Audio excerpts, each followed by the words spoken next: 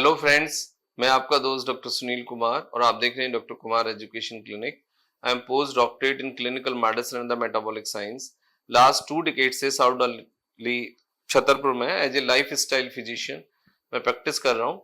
और आपको मैं आज ये बताना चाहता हूँ कि जो स्टोमक एसिड है वो यदि बहुत ज्यादा हो तो भी समस्या पैदा करता है, और यदि बहुत कम सिक्रीशन हो तो भी समस्या पैदा करता है। और स्टेमक एसिड जो है वो आपकी गट की प्रॉब्लम के लिए डायरेक्टली रेस्पॉन्सिबल है। यानी कि जब तक आपका स्टोमक एसिड का सिक्रीशन नॉर्मल नहीं होगा, आप कुछ भी करते रहिए, आपको फायदा नहीं होगा। कुछ समय के लिए आपको रिलीफ लग सकता है, लेकिन वो प्रॉब्लम, वो सिम्टम्स फिर दोबारा से आपके सामने आएंगे।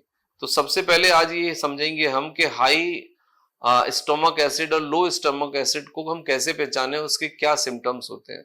देखो, यदि किसी को बहुत ज्यादा हाई स्टोमक एसिड है तो उसको क्रॉनिक गैस्ट्राइटिस यानी इन्फ्लामेशन, सूजन, जलन, दर्द ये बार बार होगा पेट में। हाइपर एसिडिटी रहेगी, मतलब आपको गैस बहुत ज्यादा बनेगी, ब्लोटिंग होगी, अल्सरेशन हो सकता है, माउथ अल्सर, गैस्ट्रिक अल्सर ये आप देखते हैं, बर्निंग सेंसेशन होती है। कुछ लोगों को इवन मतलब खाली पेट बहुत ज्यादा घबराहट, बेचैनी होती है। आपको दर्द हो सकता है, आपको लूज मोशन आ सकते हैं। लूज मोशन ज्यादा होता है जो जब हाई स्टोमक एसिड होता है, लेकिन कुछ लोगों को उल्टा देखा जाता है, कॉन्स्टिपेशन भी हो जाता है। एक फुलनेस की फीलिंग रहती है, ब्लोटिंग होती है। स्किन एलर्जी बहुत कॉमन है हाई स्टोमक एसिड में। गर्मी लगती है, इचिंग होती है, कई बार पसीने पसीना भी महसूस होता है। तो ये सब हाई स्टोमक एसिड वाले लोगों को ये चीजें होती है।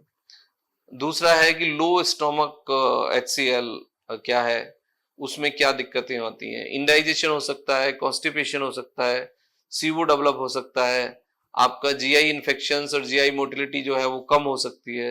लो बीपी आप देखते हैं, लो एनर्जी आप इसमें देखते हैं, वेट लॉस हो जाता है, गर्ड होता है लोगों को। कई बार लोग देखते हैं कि खाना पेट में रखा ही रहता है, शरीर एकदम ठंडा लगता है, एनर्जेटिक खान नहीं महसूस करते, शरीर में कोई गर्माहट महसूस नहीं होती। तो अब हम दूसरी बात पे आते हैं कि हाई स्टोमक एसिड क्यों होता है। देखो, लंबे समय तक भूखे पेट रहना, बहुत ज्यादा स्मोक करना, ज्यादा स्मोकिंग, अल्कोहल लेना, बहुत ज्यादा डीप फ्राइड सॉल्टी नमकीन खाना, बहुत ज्यादा कॉफी पीना, बहुत ज्यादा चाय लेना, बहुत ज्यादा स्मोकिंग, ये सब कारण है आपके हाई स्टोमक एसिड के। हाई स्टोमक एसिड को नॉर्मल करना है, न्यूट्राइन करना है, तो देखो, नेचर में एक सबसे बेस्ट फूड है जो कि फ्री है और वो एकदम न्यूट्रल है, ना तो वो एसिडिक है ना एल्कलाइन है। यदि आप उसका सही इस्तेमाल समझ लें तो आप इस प्रॉब्लम को ठीक कर सकते हैं।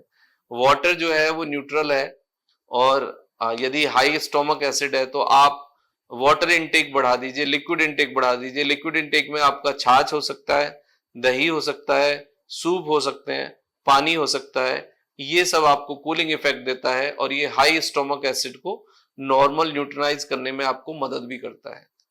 अब दूसरा आता है कि लो स्टोमक एसिड यदि है तो फिर क्या करें। देखो, यदि लो स्टोमक एसिड है तो सुबह उठ के आप लेमन पानी पीजिए, या जीरे का पानी पीजिए, या फिर सेब का सिरका ले सकते हैं, या एक एप्पल खा सकते हैं। ये आपका जो लो स्टोमक एसिड है उसको लिफ्ट करने में आपको मदद करेगा। तो ये चीजें आपको फूड के लेवल पे ठीक करनी चाहिए। यदि लो स्टोमक एसिड है तो आपको डीप ब्रीदिंग करनी चाहिए, आपको वॉकिंग करना चाहिए, मतलब पेट की कुछ एक्सरसाइज जो है वो आपकी जो जठर ग्रंथि है यानी जो गैस्ट्रिक सिक्रेशन है उसको बढ़ा सकता है। इसमें डीप ब्रीदिंग बहुत हेल्प करती है। एक क्रिया होती है नौली, या फिर इसमें एक संघ प्रक्षालन यानी क्लीनिंग ऑफ गट होता है। उसके बाद भी देखा जाता है कि स्टोमक एसिड का जो सिक्रीशन है वो बढ़ जाता है और आप काफी बेटर महसूस करते हैं।